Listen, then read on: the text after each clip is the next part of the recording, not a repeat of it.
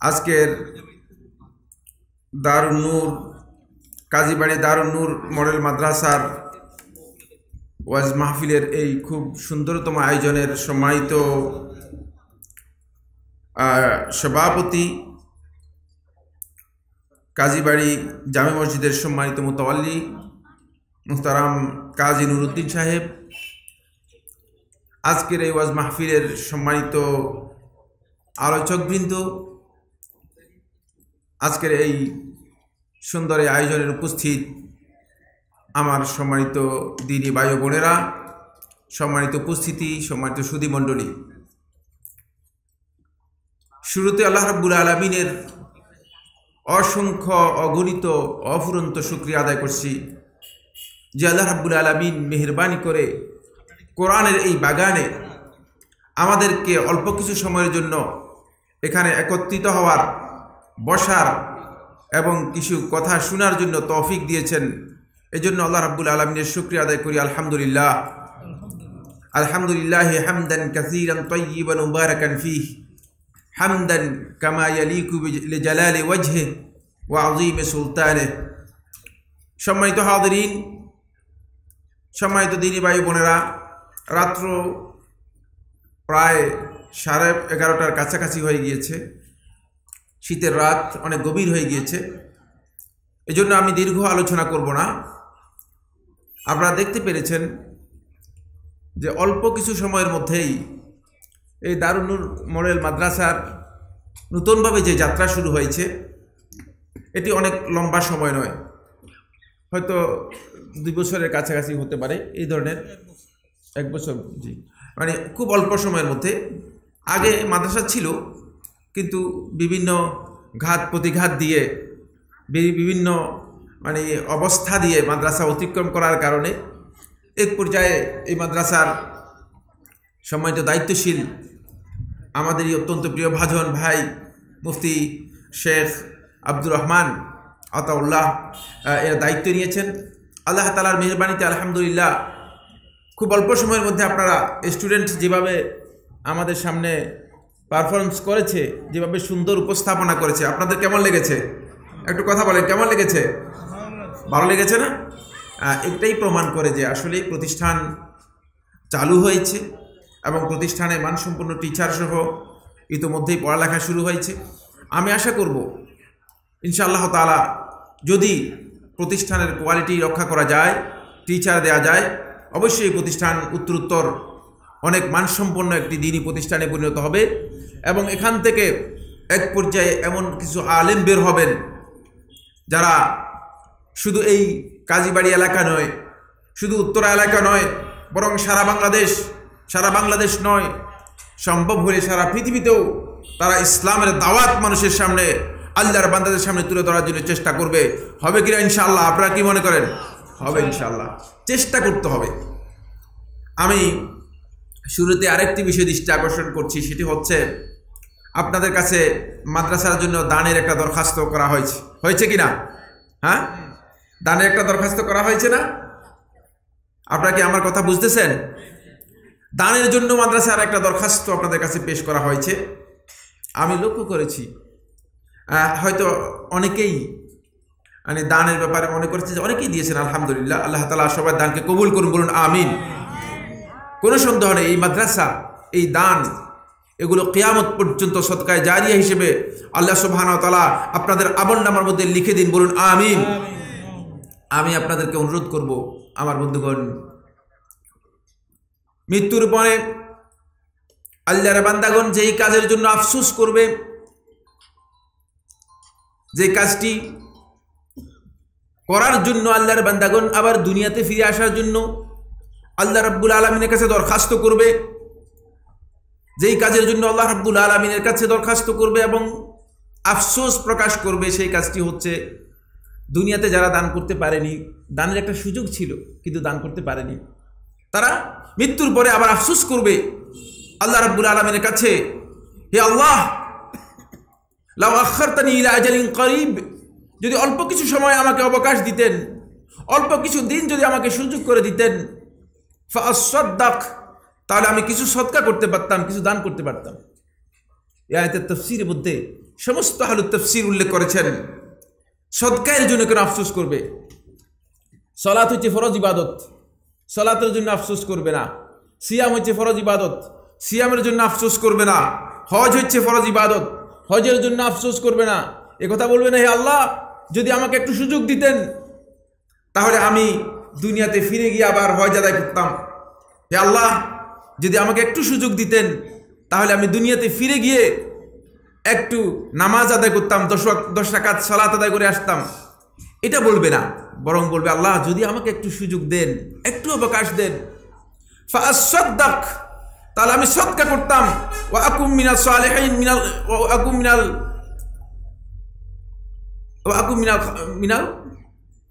মিনাস সালিহিন, এবং সৎকর্মশীলদের মধ্যে অন্তর্ভুক্ত হতে পারতাম।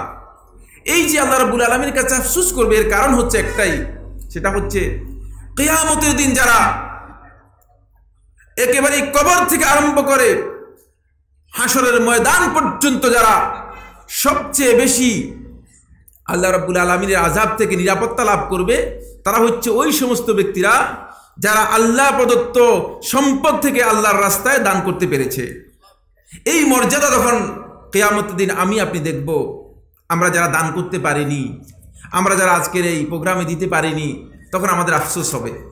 তখন আমরা আল্লাহ তাআলার কাছে দরখাস্ত করব, আল্লাহ যদি আমরা দিতে পারতাম আমাদেরকে এই সুযোগ করে দাও।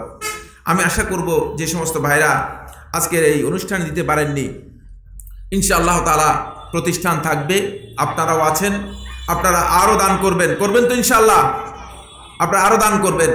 প্রতিষ্ঠান আপনাদের মাধ্যমেই প্রতিষ্ঠান উত্তরোত্তর উন্নতি সাধিত হবে। আল্লাহ সুবহানাহু ওয়া তাআলা আমাদের সবাইকে দান করার তৌফিক দান করুন, বলুন আমিন। আরেকটি কাজ আপনাদেরকে করতে হবে, শুধুমাত্র অর্থ দিলে চলবে না। প্রতিষ্ঠানের জন্য শুধুমাত্র অর্থ দিলে চলবে না। আমার ভাই ও বোনেরা, আমাদেরকে খেয়াল রাখতে হবে, এই প্রতিষ্ঠান ভিত্তি করে আছে ছাত্রদের উপর। আপনার সন্তানকে, আপনার ভাইকে, আপনার মেয়েকে, আপনার বোনকে, আপনার আত্মীয় স্বজনের যে সন্তান রয়েছে তাদেরকে যদি দ্বীনের জ্ঞান না দিতে পারেন, তাহলে আপনি সত্যিকার অর্থে আল্লাহ তাআলার পরিচয় তাদেরকে দিতে পারলেন না। এই জন্য আপনার উপর ওয়াজিব হচ্ছে এই প্রতিষ্ঠানে আপনার সন্তানদেরকে, আপনার পোষ্যদেরকে, আপনার আত্মীয় স্বজনদেরকে এই প্রতিষ্ঠানের সাথে সম্পৃক্ত করে দেয়া। আপনারা আপনাদের সন্তানদেরকেও দিয়ে প্রতিষ্ঠানকে সহযোগিতা করবেন তো ইনশাআল্লাহ। আল্লাহ তাআলা আমাদের সবাইকে তৌফিক দান করুন।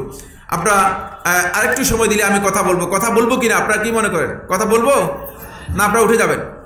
যদি আপনাদের মনে হয় যে না রাত অনেক বেশি হয়ে গেছে আর কথা বলার দরকার নেই, তাহলে আমি শেষ করে দেব। বলবো কিছু না, শেষ করে দেব, কি বলেন? বা তাহলে আপনারা উঠতে পারবেন না, কারণ উঠলে বারবার উঠলে আমরা কথা বলতে পারবো না। অল্প কিছুক্ষণ কথা বলবো, খুব না, আমি হয়তো 5-7 মিনিট কথা বলবো ইনশাআল্লাহ তাআলা। এরপরেই আমরা আমাদের আলোচনা শেষ করে দেব। আল্লাহ তাআলা আমাদের সবাইকে সুন্দরভাবে নীরবে বসার তৌফিক দান করুন, বলুন আমিন। বলুন আমিন। এত আস্তে কেন? বলুন আমিন। বন্ধুগণ, আল্লাহ সুবহানাহু ওয়া তাআলার একটি আয়াত কোরআনে কারীমে তেলাওয়াত করেছি। এই আয়াতের মধ্যে আল্লাহ রাব্বুল আলামিন আমাদেরকে একটি প্রশ্ন করেছেন। এই প্রশ্নটা জানার দরকার আছে কিনা আমাদের? এই প্রশ্ন আমাদেরকে করেছেন, আল্লাহ রাব্বুল আলামিন করেছেন, এবং এই প্রশ্নের উত্তর কি হবে সেই উত্তর আজকেই আপনি দিয়ে যেতে হবে। আপনাকে আজকেই রেডি করতে হবে। আপনি এই কথা বলার সুযোগ নেই, আমি এই কথা বলার সুযোগ নেই যে আসেন আগামীকাল রেডি করব। আগামীকালের সুযোগ নেই। কেন সুযোগ নাই? কারণ হচ্ছে আগামীকাল যেটা, এটা আল্লাহ রাব্বুল আলামিন কিয়ামতের জন্য নিয়ে গিয়েছেন। আগামীকাল কি? আগামীকাল আমার আপনার জন্য নির্ধারিত নেই। আমি জানি না, আপনি জানেন না, কেউ জানে না আগামীকাল কি আমি লাভ করতে পারবো কিনা। আপনি কি জানেন আগামীকাল আপনি বাঁচবেন? কেউ জানেন? এই জন্য আল্লাহ তাআলা আগামীকালকে বলেছেন ওয়াল তানজুর নাফসুম মা কদ্দামাত লিগাদ। প্রত্যেক ব্যক্তি যেন দেখে নেয় সে আগামীকালের জন্য কি ব্যয় করেছে, আগামীকালের জন্য কি খরচ করেছে, আগামীকালের জন্য কি পেশ করেছে। আগামীকাল হচ্ছে মূলত কিয়ামতের দিন। সুতরাং আপনার হিসাব আজকে নির্দিষ্ট করতে হবে। আমাদের ভুল হচ্ছে ওই জায়গায় আমার বন্ধুগণ, আমরা আগামী করে করে শেষ পর্যন্ত কোনো আমল করতে পারি না। আজকেই আমাদেরকে সিদ্ধান্ত নিতে হবে, আগামীকালের সুযোগ নেই। বরং আল্লাহ রাব্বুল আলামিন শুকরিয়া আদায় করেন যে আল্লাহ রাব্বুল আলামিন মেহেরবানি করে আমাকে আপনাকে আজকের দিন পর্যন্ত অবকাশ দিয়েছেন, সুযোগ দিয়েছেন, এই জন্য আল্লাহ তাআলার শুকরিয়া আদায় করি আমরা আলহামদুলিল্লাহ। যদি আগামীকাল না পান আর আগামীকালের জন্য পরিকল্পনা করেন তাহলে চলবে কিনা? তাহলে কি আপনি কাজ করতে পারবেন কিনা? প্রশ্নই আসে না। এজন্য আল্লাহর বান্দা তারাই যারা আমার বন্ধুগণ ওই মৃত্যুর জন্য, এই দুনিয়া থেকে বিদায়ের জন্য, এই প্রস্থানের জন্য, এখান থেকে বের হওয়ার জন্য, আখিরাতের জন্য সার্বক্ষণিক প্রতিদিন প্রস্তুত থাকে, তারাই হচ্ছে আল্লাহর প্রকৃত বান্দা। আর ওই ব্যক্তি হচ্ছে মূলত শয়তানের অনুসারী। ওই ব্যক্তি হচ্ছে শয়তানের প্রতারণার মধ্যে রয়েছে, যে প্রতিদিন সিদ্ধান্ত নেয় ইনশাআল্লাহ আগামীকাল করব। কি করব? ইনশাআল্লাহ আগামীকাল করব। তিনি জানেন না আগামীকাল তিনি আদৌ করতে পারবেন কিনা। এটা ভুল কাজ। এজন্য ইমানদার ব্যক্তিদের জন্য প্রথম দিনই সিদ্ধান্ত নিতে হবে, প্রথম দিনই জানতে হবে, আজকেই জানতে হবে যে আমার কি করা দরকার, কি কাজ আমার। আগামীকালের জন্য বসে থাকলে চলবে না, এই ভুল কাজ করবেন না। আসুন আল্লাহ তাআলা কি বলেন, ইয়া আইয়ুহাল ইনসান, হে মানুষ। মানুষ কারা? আমরা যারা আছি মানুষ। আমাদেরকে ডেকে বলতেছেন। কোরআনের মধ্যে 2 আয়াতের মধ্যে আল্লাহ রাব্বুল আলামিন এই ডাক দিয়েছেন। পুরা কোরআনে দেখবেন যে 2 আয়াতের মধ্যে এই ডাক দিয়েছেন। এটা স্পেশাল একটি ডাক, আল্লাহর পক্ষ থেকে স্পেশাল একটি ডাক, আল্লাহর পক্ষ থেকে স্পেশাল একটি আহ্বান। আল্লাহ রাব্বুল আলামিন কোরআনে কারীমের মধ্যে 2টি আয়াতের মধ্যে মানুষদেরকে এভাবে ডেকেছেন, ইয়া আইয়ুহাল ইনসান, হে মানুষ, হে মানুষ। কারণ এটা ভালোবাসার ডাক, বুঝতে পেরেছেন? অনেক আদর করে, অনেক ভালোবেসে, অনেক মহব্বত করে আল্লাহ সুবহানাহু ওয়া তাআলা এই মানুষদেরকে সৃষ্টি করেছেন জাহান্নামের মধ্যে দেওয়ার জন্য। আপনারা কি মনে করেন? হ্যাঁ, জাহান্নামে দেওয়ার জন্য, শাস্তি দেওয়ার জন্য, আযাব দেওয়ার জন্য, করোনা ভাইরাস দিয়ে শাস্তি দেওয়ার জন্য, হ্যাঁ, করোনা ভাইরাস দিয়ে কষ্ট দেওয়ার জন্য? না, মোটেও না। আমরা আল্লাহ রাব্বুল আলামিনকে চিনতে পারিনি, আল্লাহ রাব্বুল আলামিনের পরিচয় লাভ করতে পারিনি। আমার বন্ধুগণ, যদি আল্লাহ রাব্বুল আলামিনের পরিচয় আমরা লাভ করতে পারতাম, তাহলে আল্লাহ রাব্বুল আলামিন সম্পর্কে আমাদের এত ন্যারো, এত খাটো, এত সামান্য ধারণা হতো না। এই ধরনের ধারণা করতে পারতাম না। সুবহানাল্লাহ। সারা পৃথিবী করোনা ভাইরাস আক্রান্ত হয়ে মানুষগুলো কি আশঙ্কাগ্রস্ত অবস্থায় আছে, ঠিক না? কি ভয়ঙ্কর অবস্থায় আছে। যেখানে প্রতিষ্ঠানগুলো বন্ধ করে দেওয়া হয়েছে, সেখানে কোথা থেকে আসলো এই 31st নাইট কালচার? আপনি হতবাক হয়ে যাবেন। এই যে সেই রাত্রে কয়েকদিন, 2 দিন, একদিন আগের রাত, আপনি হতবাক হয়ে যাবেন। চতুর্দিকে এমনভাবে আতশবাজি, এমনভাবে ফটকাবাজি, এমনভাবে হই হুল্লুড়, আমার মনে হচ্ছিল যেন আল্লাহর গজব কি নাজিল হচ্ছে কিনা। কেন? এরা কারা? এরা কোন ধরনের মুসলিম? এরা কোন ধরনের ইসলাম গ্রহণ করেছে? ওই যে অল্প আগে এক হিন্দু ভাই আমাদের এখানে যে বক্তব্য দিলেন, হিন্দু মুসলিম হয়েছেন, ঠিক না? একটা বক্তব্য দিলেন না, হিন্দু একজন মুসলিম হয়েছেন। আমরা তো আসলে ইসলাম গ্রহণ করে মুসলিম হই নাই, আমরা অটো মুসলিম হয়ে গেছি। বুঝতে পেরেছি কিনা? অটো রিক্সার মতো আমরা মানে বাপ দাদা এগুলো মুসলিম ছিল, এই কারণে আমরা মুসলিম। ইসলাম গ্রহণ করে কি হয় নাই? মুসলিম হই নাই। আমি ইউনিভার্সিটি ছাত্রদেরকে প্রশ্ন করি, মাঝে মধ্যে জিজ্ঞেস করি, একটু জাস্ট তাদের কাছ থেকে মানে রিক্রিয়েশনের জন্য, এটা প্রশ্নের জন্য নয়, কি জন্য? রিক্রিয়েশনের জন্য।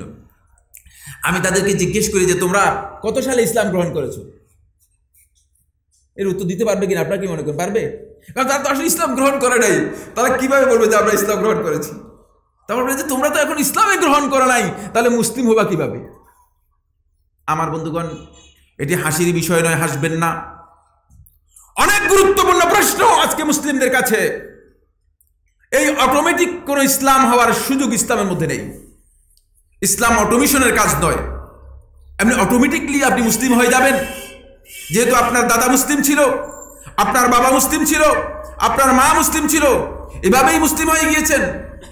এই কারণেই আমরা ইসলামকে বুঝি নাই, এই কারণে ইসলামের পরিচয় আমাদের কাছে আসে নাই, এই কারণে ইসলাম কিভাবে পালন করতে হয়, মুসলিম কিভাবে হতে হয়, কি কি কাজ করলে আমি আপনি মুসলিম হব, সেই কাজ সম্পর্কে আমরা জানি না। জানি কিনা?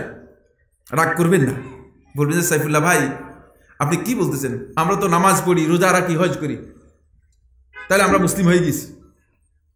কিন্তু এইভাবে কি ইসলাম হয় কিনা আগে জানতে হবে, ইসলাম কিভাবে হয়, কারণ ইসলামের পরিচয় তো আপনি ভালো করে জানেন। কোন এক ফাজিল মাদ্রাসা পরিদর্শনে আমি গেলাম, তো টিচারদেরকে সাথে বসলাম, কিছু কথাবার্তা হলো মত বিনিময়ের জন্য।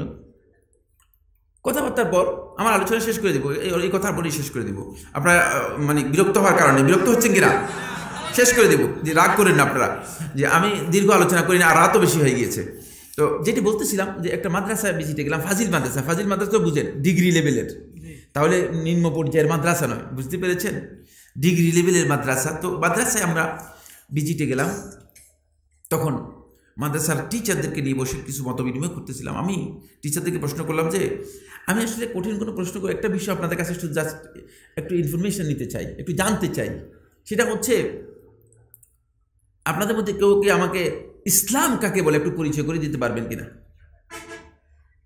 ইসলাম কি, এর পরিচয়টা একটু করে দেন। টিচাররা একজন আরেকজনের দিয়ে তাকায়, কিন্তু কেউ এর পরিচয় করে দিতে পারে বলে না, কেউ বলে না। তবে এক ভদ্র মহিলা টিচার, তিনি হাত উঠালেন, তিনি বললেন যে স্যার আমি বলবো। যে বলেন। তিনি ইসলামের একটা পরিচয় দিল। পরিচয় দেওয়ার পর আমি ওই ভদ্র মহিলাকে বললাম যে ইসলামের যেই পরিচয়টা আপনি দিয়েছেন এটা কে বলেছে, ইসলামের এই পরিচয়টা? তখন তিনি বুঝতে পারলেন যে আমি কি বুঝাতে চেয়েছি। তিনি তো ইসলামের এই পরিচয় তার মন গড়া পরিচয় দিয়ে দিয়েছেন। আমি বললাম যে কে এই পরিচয় করে দিয়েছে? তখন তিনি বললেন যে না স্যার আমি এটা জানি না। আমরা না জেনে ইসলামের পরিচয় দিচ্ছেন, না জেনে ইসলামের পরিচয় দিচ্ছেন।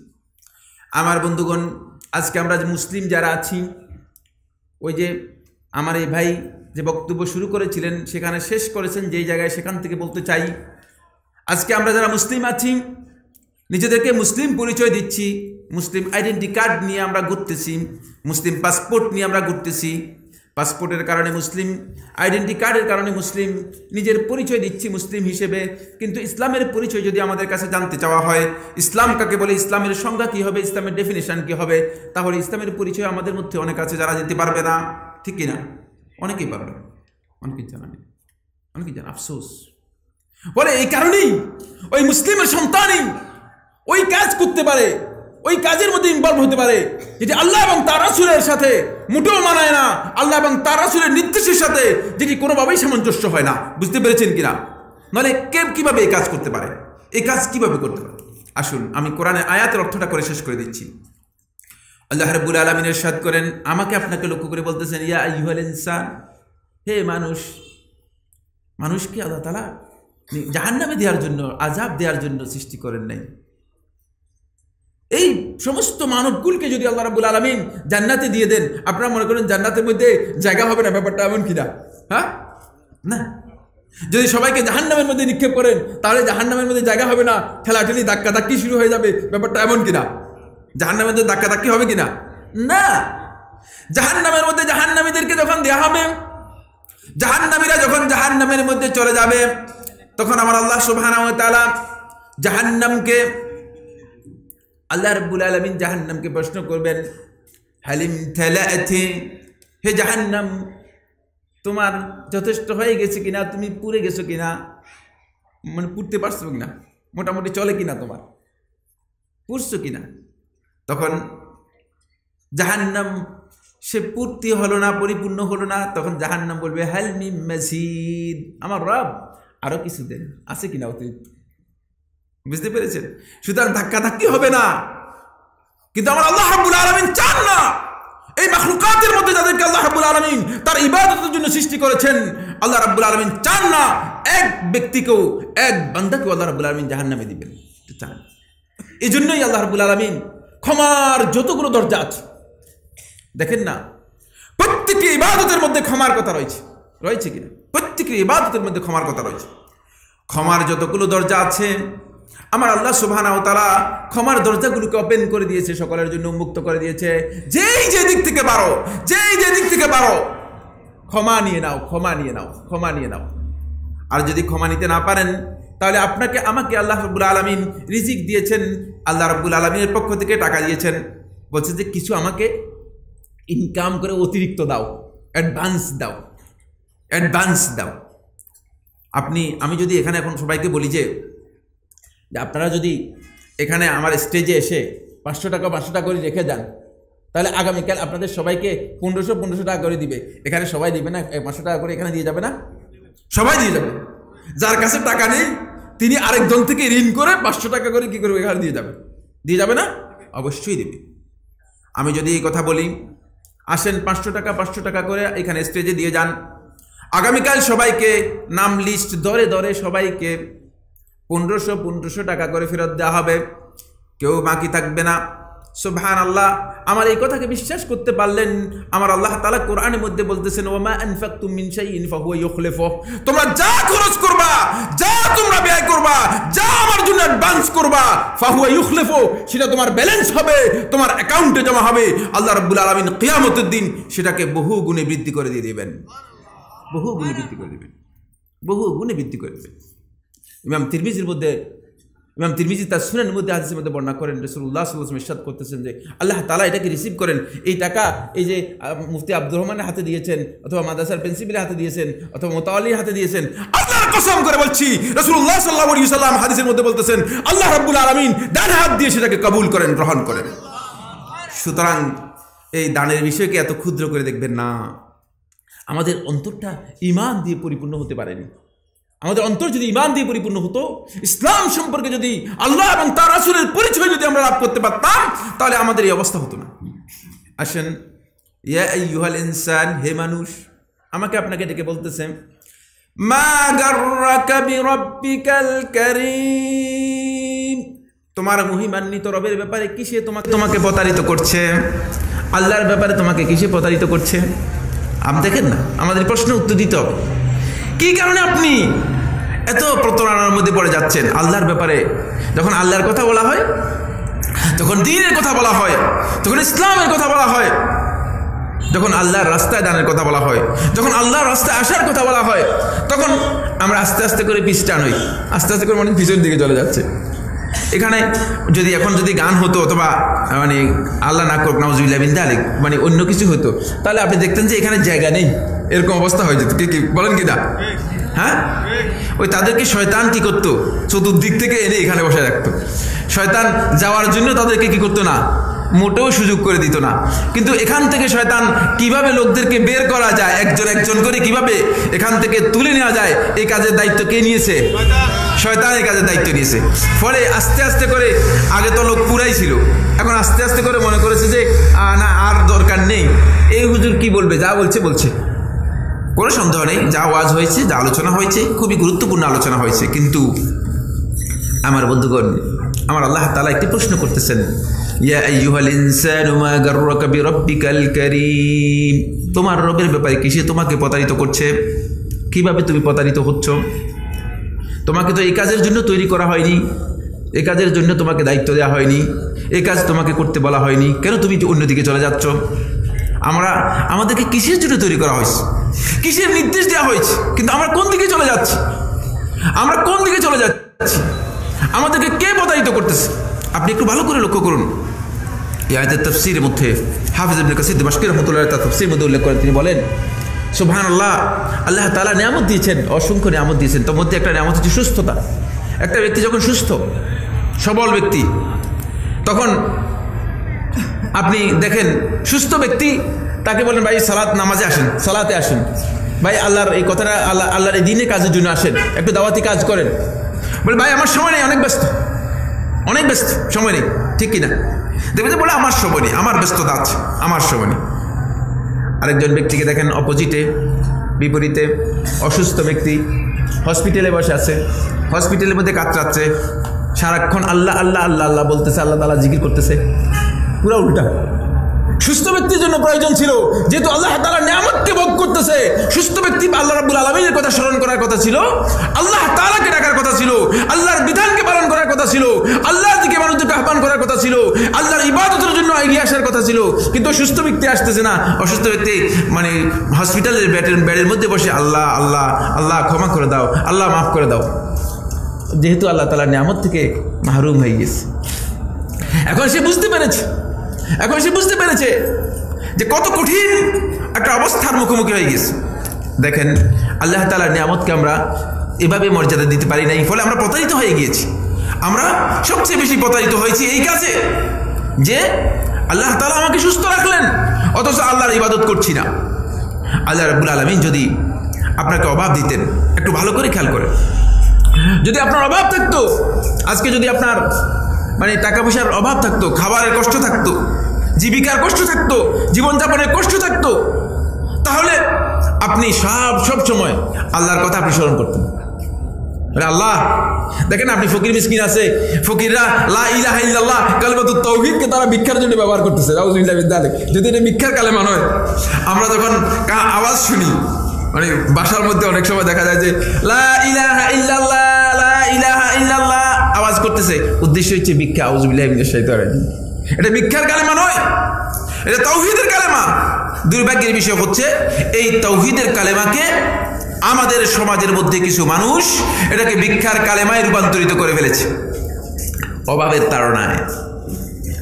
তাড়নায় সে দিনটাকে, ইসলামকে, তাওহীদকে পর্যন্ত তার ভিক্ষার ব্যবস্থা হিসেবে গ্রহণ করে নিয়েছে। কিন্তু অভাব তাকে তারপরেও আল্লাহ তাআলাকে ভুলাইতে বসায় নেই।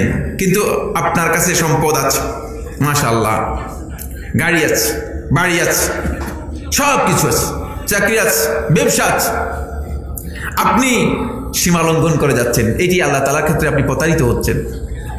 কাল্লা ইন্নাল ইনসানা লায়াতগা, আল্লাহ তাআলা কোরআনের মধ্যে ইরশাদ করেন, কখনো না, ইন্নাল ইনসানা লায়াতগা, মানুষ সীমা লঙ্ঘন করে থাকে কখন? আর রাআহু ইস্তাগনা, যখন সে বুঝতে পারে, দেখে যে আমার সব কিছু আছে। আপনি যখন দেখবেন যে মাশাআল্লাহ গাড়ি আছে, বাড়ি আছে, নারী আছে, সব কিছু আছে, কে ঠেকায় আমাকে? কে এত বাহাদুর? কে আমার ক্ষতি করতে পারবে? তখন তার মধ্যে একটা সীমালঙ্ঘনের মাত্রা এসে যায়। সে সব সময় সীমা অতিক্রম করার চেষ্টা করে, অথচ উচিত ছিল যেটা, সেটা হলো আল্লাহ রাব্বুল আলামিনের ব্যাপারে সে প্রতারিত না হওয়ার কথা ছিল। সে ব্যক্তি আল্লাহর বিধানকে মেনে নেবে, আল্লাহর বিধানের অনুগত হবে, আল্লাহর বিধানের কাছে আত্মসমর্পণ করে যাবে। কিন্তু না, সেখানে হচ্ছে না। এই জন্য এখানে আমাদের কাছে প্রশ্ন, আল্লাহর পক্ষ থেকে প্রশ্ন, আমার বন্ধুগণ, এটা আমার প্রশ্ন নয়, এই প্রশ্নের উত্তর বের করতে হবে। ইয়া আইয়ুহাল ইনসান, হে মানুষ, মা গাররাকা বিরাব্বিকাল কারীম, তোমার মহিমান্বিত রবের ব্যাপারে কি সে তোমাকে প্রতারিত করছে? তোমাকে সম্পদ দিয়েছি, এটা একটু ভালো করে দেখেন। এবার একটি একটি করে আমি বলতেছি।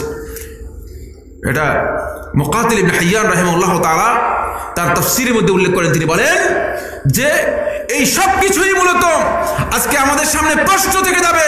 এই প্রশ্নের উত্তর যদি আমরা বের করতে না পারি, এই প্রশ্নের উত্তর যদি আমি আপনি দিতে না পারি, তাহলে আল্লাহ রাব্বুল আলামিনের এই প্রশ্নের উত্তর আপনাদের কাছে কিয়ামত পর্যন্ত থেকে গেল এর উত্তর বের করতে পারবেন না। এটা আজকেই বের করতে হবে। আপনাকে সম্পদ দিয়েছে, এই জন্য প্রতারিত হচ্ছেন, এই জন্য আল্লাহ তাআলা আনুগত্য করেন না। খবরদার, সতর্ক হয়ে যান। সম্পদ দিয়েছে, আপনাকে পরীক্ষা করতেছেন, আপনার যোগ্যতার কারণে নয়, আপনার ক্ষমতার কারণে নয়, আপনার বুদ্ধির কারণে নয়, আপনার মেধা এবং জ্ঞানের কারণে নয়। খুব ভালো করে খেয়াল করুন। যেদিন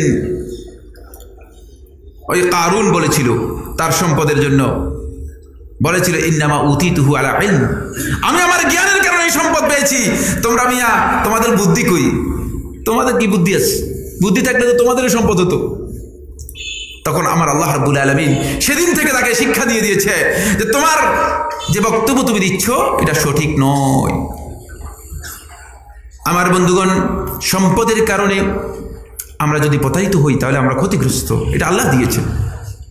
আপনি আসার সময়, আমি এখানে যারা আছেন, আমি সবাইকে একটু প্রশ্ন করতে চাই, কে কে এই যে দুনিয়াতে আসার সময় কে 10 টাকা বা 20 টাকা বা 100 টাকা ব্যালেন্স নিয়ে আসছেন? কেউ আসেন কিনা এরকম?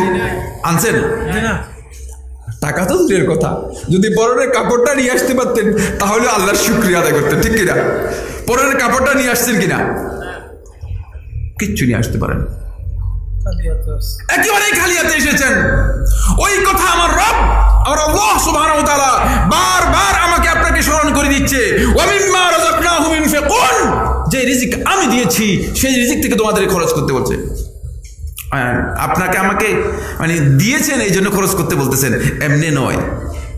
যিনি দিয়েছেন মালিক বলতেছেন খরচ করার জন্য, আপনি বলছেন না আমি দেব না। এখন আমি যদি এই যে আমাদের এই মুরব্বী আছে, মুরব্বীকে ডেকে আমি যদি 1000 টাকা দিয়ে মুরব্বীকে বলি, মুরব্বী আমাকে এখান থেকে 3 টাকা দেন, 1000 টাকায় কত টাকা চায় আল্লাহ তাআলা বলতে পারবেন কিনা? 1000 টাকায় হ্যাঁ 25 টাকা আল্লাহ তাআলা চাচ্ছেন কত? 1000 টাকায় 25 টাকা। যাকাত হচ্ছে 25 টাকা, ঠিক আছে? তা আমি যদি মুরব্বীকে বলি 1000 টাকা আপনাকে দিলাম, 25 টাকা দেন, আর মুরব্বীকে না আমি দিব না, আপনারা কি বলবেন? এই মুরব্বীকে বলবো কি বলতেছেন, আমাদের সামনে সাক্ষাৎ 1000 টাকা দিলেন আর আপনি ওনাকে 25 টাকা দিতে নারাজ। বুঝেন আমার আল্লাহ তাআলার সাথে আমরা কত বেশি আমরা প্রতারিত হচ্ছি আল্লাহ রাব্বুল আলামিনের ব্যাপারে খুব ভালো করে বুঝে নিন। বুঝতে পেরেছেন কত বেশি আমরা প্রতারিত হচ্ছি? আপনি আমি প্রতারিত হচ্ছি। আমাকে আল্লাহ সুবহানাহু ওয়া তাআলা সুস্থ রেখেছেন, এই জন্য সুস্থ রাখছেন এই জন্য যে আমি দুনিয়ার যত কাজ আছে সব কিছু করতে পারবো, শুধুমাত্র আল্লাহর ইবাদতের ক্ষেত্রে আমার নিজের মন মতো করবো, শয়তানের অনুসরণ করব, এটাই প্রতারিত হচ্ছে। আমাকে আপনাকে শক্তি দিয়েছেন, যৌবনের শক্তি দিয়েছেন, এই জন্য আমি আপনি প্রতারিত হচ্ছি। যৌবন এই আমার তো এখন আমাদের মধ্যে অনেকে এই কথা বলে, মুরব্বীরা অনেকে বলেন যে না এটা এই বয়সে এরকম হয়। আরে কি এই বয়সে এরকম হয়? আল্লাহর বান্দা যদি আল্লাহ রাব্বুল আলামিনের কাছে আত্মসমর্পণ করতে পারে তাহলে কোন যুবক তার জীবনের তাড়নায় সে কোনোভাবেই আল্লাহ রাব্বুল আলামিনের নাফরমানি করতে পারে কিনা? কোনোভাবেই আল্লাহ রাব্বুল আলামিনের নাফরমানি করতে পারে না। এই জন্য আমার বন্ধুগণ এই প্রশ্নের উত্তর আপনাকে আমাকে বের করতে হবে। ইয়া আইয়ুহাল ইনসানু মা গাররাকা বিরাব্বিকাল কারীম, হে মানুষ কিসে তোমাকে তোমার প্রতিপালকের ব্যাপারে প্রতারিত করছে? আপনি যদি একটু ভালো করে নিজেকে দেখেন যে কোন জিনিসের কারণে আমি প্রতারিত হচ্ছি, যদি আপনার জীবনে প্রত্যেকটা জিনিসকে আপনি ব্যাখ্যা করেন কি সুন্দর করে তৈরি, এরপরে আল্লাহ তাআলা আমাকে কিভাবে তৈরি করেছেন সেটা বলে দিচ্ছেন পরে আয়াতগুলোতে। যেহেতু সময় নেই, রাত অনেক বেশি হয়ে গেছে, আর বলবো না, শুধু একটাই বলবো, সেটা হচ্ছে এই আমার আল্লাহ রাব্বুল আলামিন এর যেদিকেই তাকান সেদিকেই দেখতে পাবেন তার অসংখ্য নিয়ামত আমাদেরকে চতুর্দিক থেকে আচ্ছাদিত করে আছে কি নাই? কত লক্ষ লক্ষ নিয়ামত, সুবহানাল্লাহ। শুধু বাতাসটা অক্সিজেনটা বন্ধ করে দেন তাহলে একজন মানুষ কোন প্রাণী কি জীবন যাপন করতে পারবে কিনা এই পৃথিবীর মধ্যে? কি মনে করে আপনারা পারবে? গতকাল না পরশু এক বন্ধু, আমাদের বন্ধু ইঞ্জিনিয়ার, তিনি টেলিফোন করে বলেছেন যে তার আব্বা হসপিটালে অসুস্থ, আইসিইউতে আছেন। তিনি বললেন যে দৃশ্য ফুসফুস অক্সিজেন নিতে পারতেছে না, হাত পা গুলোকে তিনি চতুর্দিকে নাড়াচ্ছেন, সর্বশক্তি দিয়ে চেষ্টা করে যাচ্ছেন সামান্য কতটুকু অক্সিজেন নেওয়া যায় কিনা, মেশিন থেকে অক্সিজেন পায় কিনা। বুঝতে পেরেছেন? আর সেখানে আমি আপনি আল্লাহ রাব্বুল আলামিনের অবারিত অফুরন্ত অক্সিজেন আল্লাহ সুবহানাহু ওয়া তাআলা যেগুলো দিয়েছেন সেগুলো নিচ্ছি, কিন্তু একটুও এই বিবেচনা করি নাই, একটু এই চিন্তা করি নাই যে আমার আল্লাহ রাব্বুল আলামিন যে কত বড় অনুগ্রহ আমার উপর করেছেন। একটু কি চিন্তা করেছি? মোটেও চিন্তা করিনি। দুর্ভাগ্যের বিষয় এটাই হচ্ছে, আল্লাহ তাআলার ক্ষেত্রে আমি আপনি প্রতারিত হচ্ছি। শয়তান আমাকে আপনাকে আল্লাহর রাস্তা থেকে, আল্লাহর দেখানো পথ থেকে, আল্লাহর দেখানো নির্দেশ থেকে শয়তান আমাকে আপনাকে আস্তে আস্তে করে দূরে সরে নিয়ে যাচ্ছে। শয়তান দূরে নিয়ে আমাকে কানে কানে, আপনাকে কানে কানে কথা বলে দিচ্ছে যে হ্যাঁ আরে তোমার যা আছে কে তোমাকে ঠেকায়? এখন আপনি আমি মনে করতেছি যে হ্যাঁ আমার তো অনেক কিছু আছে। কি আছে? কিছুই নেই। কে আছে? কিছুই নেই। আমার বন্ধুগণ, গত পরশু একজনের জানাজা সালাত আদায় করেছি।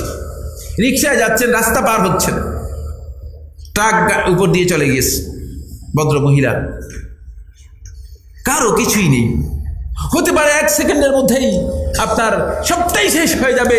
চোখ দুটি যখন বন্ধ হয়ে যাবে, এই পৃথিবীর কোনো মানুষ আপনাকে আর এই পৃথিবীর কোনো ঘরের মধ্যে আপনাকে সদস্য হিসেবে রাখবে কি রাখবে না? রাখবে না, রাখবে না।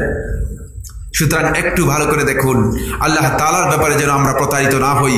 আল্লাহ তাআলা আমাদের সবাইকে তৌফিক দান করুন, আমরা আমাদের জীবনের জন্য এই সিদ্ধান্ত নিতে পারি যেন আল্লাহ তাআলার ক্ষেত্রে, আল্লাহর বিধান পালনের ক্ষেত্রে, আল্লাহ তাআলার ইবাদতের ক্ষেত্রে যেন কোনো কিছুই আল্লাহ রাব্বুল আলামিনের কোনো নিয়ামত, আল্লাহ রাব্বুল আলামিনের কোনো ক্ষমতা, আল্লাহ রাব্বুল আলামিনের কোনো অনুদান যেন আমাকে প্রতারিত না করে। যদি প্রতারিত হই তাহলে আমরা আস্তে করে শয়তানের অনুসারী হয়ে যাব, প্রবৃত্তির অনুসারী হয়ে যাব।